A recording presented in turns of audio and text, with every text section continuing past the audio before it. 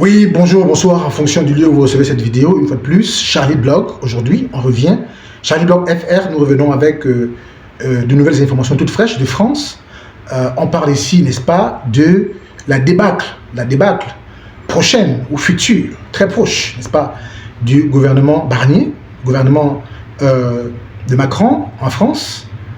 Commencez à liker, à partager, commencez à souscrire. Merci pour ceux qui le font déjà. Vous savez que c'est toujours un grand plaisir que nous avons à parler encore aujourd'hui avec vous. Et ça nous fait vraiment chaud au cœur. On parlera aujourd'hui, n'est-ce pas, du gouvernement Macron, du gouvernement Barnier de Macron. Alors, certaines personnes appellent du gouvernement Barnier. Oui, c'est le gouvernement Barnier parce que c'est lui qui l'a nommé. Mais qui a nommé le Premier ministre, qui est Barnier, qui a créé ce gouvernement, c'est bien Macron. Donc moi, dire que c'est un gouvernement Macron, c'est pas moins disant. Ok, c'est pas moins disant. Alors, le gouvernement Macron. Bon, vous avez écouté certainement la déclaration de Marine Le Pen, qui est, si vous voulez, la secrétaire, ou si vous voulez, la candidate résolue, n'est-ce pas, du Rassemblement national, qui est un parti nationaliste français, qui est, je dirais, selon plusieurs informations, le principal parti d'opposition en France, qui menace très fort la Macronie et qui donne les gages d'une alternance certaine par rapport à l'action du gouvernement Macron au cas où il y a un certain échec. Donc, aujourd'hui, ce qui se passe, c'est que, au vu de si vous voulez, la nomination du Premier ministre Barnier par Macron, il y a, je pense, moins de 5 mois, je pense par là, 4 mois et demi, par là. Barnier, lui, par la suite, avait constitué son gouvernement.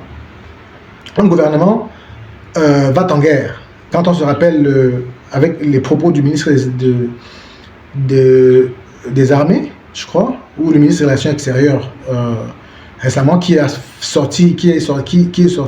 s'est fendu d'une déclaration et qui a dû confirmer que les soldats, la France devrait se préparer au pire et que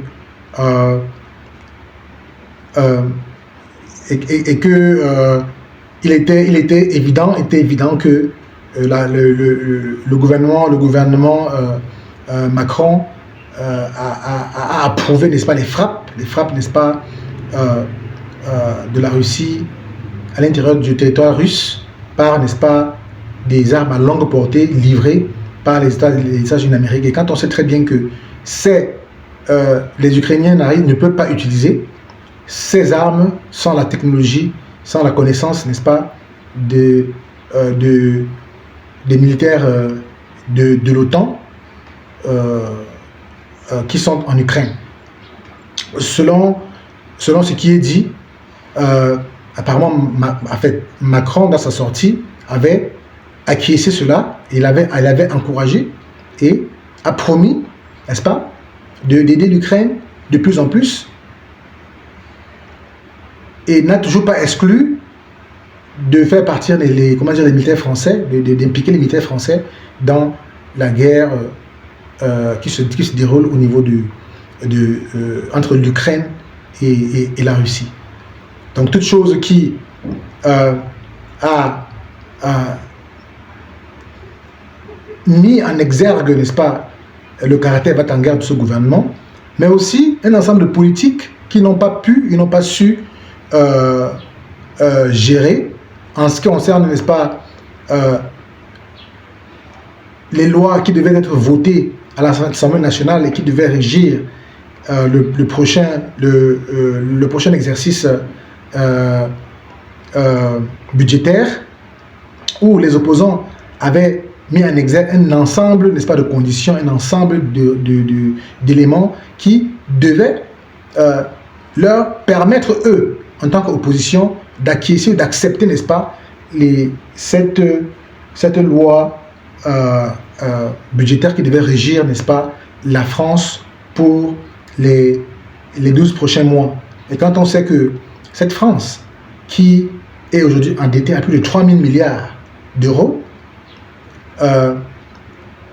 a été mise sous contrôle budgétaire par l'Union européenne, et au vu de tout cela, l'opposition française ne voulait plus que la stratégie du gouvernement Barnier-Macron soit celle qui impose l'augmentation des impôts aux Français pour qu'ils puissent, n'est-ce pas, au travers, n'est-ce pas, du paiement de ces impôts, payer cette dette au fur et à mesure. Donc, c'était là le problème. L'opposition française avait indiqué l'un des éléments importants qu'il fallait enlever dans cette loi, qu'ils ne vont pas accepter que les impôts sont augmentés au détriment des Français, l'augmentation en lui-même était estimée à 43 milliards d'euros, qui devait commencer, n'est-ce pas, à partir de janvier 2025. Et le Rassemblement national ayant donc demandé que cela soit rectifié avec plusieurs autres éléments, mais ça c'était le principal, n'a pas vu cette demande acceptée par le gouvernement Barnier-Macron, et c'est comme ça qu'ils leur ont dit, ils leur ont promis, n'est-ce pas, de censurer ce gouvernement. C'est comme ça que, avec la sortie de Marine Le Pen, qui est la leader prépondérante, n'est-ce pas, du Rassemblement national, elle a promis qu'elle avait déjà déposé une motion de censure au niveau de l'Assemblée nationale française et que le reste devait s'en suivre. Et ils vont voter, ils vont s'assurer, n'est-ce pas, de voter pour la censure du gouvernement. Pour eux, ce gouvernement actuel qui n'a fait qu'à peine 5 mois doit partir. Maintenant, qu'est-ce qui se passe lorsque le gouvernement est censuré? Donc, tous ceux qui ont été nommés ministres, montés, descendus, patati patata, sont tombés. Macron devrait nommer un nouveau Premier ministre qui va refaire le gouvernement, ainsi de suite. On peut encore le destituer, on peut encore le censurer, ce gouvernement va encore tomber, Macron va encore nommer un ministre, à moins que Macron ne démissionne. Mais va-t-il démissionner? Certaines informations tendent à croire qu'il s'accroche au pouvoir, mais dans mon ancienne sortie, plusieurs personnes, même y compris son entourage, lui demandaient de le faire, de démissionner. Alors, mais va-t-il démissionner? Va-t-il permettre, n'est-ce pas, à la France de redémarrer? Parce que si Macron démissionne, ça donne le flanc libre, n'est-ce pas, aux élections anticipées, avec un nouveau président qui va demander une nouvelle majorité au peuple français et qui va relancer la France avec une certaine légitimité. Aujourd'hui, Macron est très impopulaire et dans le dernier sondage, on montre que 60 à 70% de Français lui veulent qu'il démissionne, ne veulent pas qu'il continue, n'est-ce pas, de piloter le pouvoir français. Donc, ils veulent qu'il démissionne, mais comme c'est un président élu, ça ne dépendra que de lui, et seulement de lui. S'il veut démissionner, alors il le fera, mais s'il ne veut pas démissionner, il ne le fera pas. D'accord? Donc, que peut-on retenir donc de tout ce qui se passe? On va attendre si la motion de censure est faite, alors ce gouvernement est tombé et Macron devra nommer un autre Premier ministre en consultant les autres partis de l'opposition qui l'ont bousculé pendant la campagne parlementaire qui vient de se dérouler il y a 5 mois. Et si cette opposition ne s'entend pas parce que le Rassemblement national a plusieurs élus, ils sont majoritaires à l'Assemblée nationale, mais ils n'ont pas le quota qu'il faut pour prendre des décisions par eux-mêmes et d'eux-mêmes.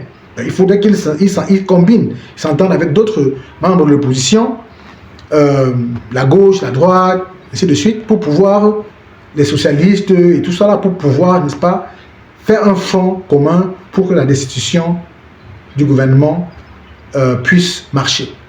Mais au cas où une autre formation politique de l'Assemblée nationale, présente à l'Assemblée nationale, qui a un certain nombre de pouvoirs, dégaine une autre censure, il pourrait y avoir deux censures.